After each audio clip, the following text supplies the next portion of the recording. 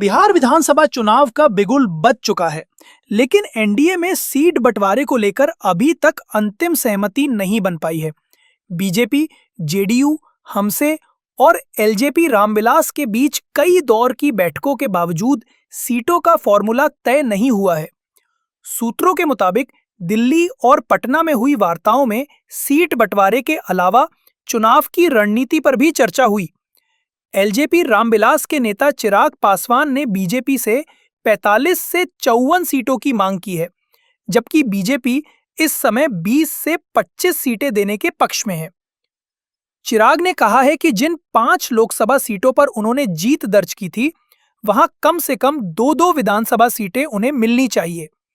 इसके अलावा उन्होंने अपने 2 भरोसेमंद नेताओं के लिए ब्रह्मपुर और गोविंदगंज सीटों की भी मांग रखी है। दिल्ली में हुई बैठक में बीजेपी नेताओं ने उनकी मांगों को सुना और भरोसा दिलाया कि उच्च स्तर पर इस पर विचार होगा। अनुमान है कि गुरुवार या शुक्रवार तक अंतिम फैसला हो सकता है।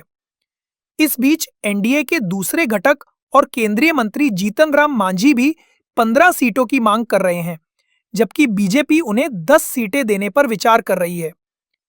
सभी वार्ताओं के बीच एनडीए को 10 अक्टूबर से पहले सीट बंटवारे का फॉर्मूला तय करना होगा, ताकि पहले चरण के प्रचार अभियान में देरी ना हो और गठबंधन में संतुलन बना रहे।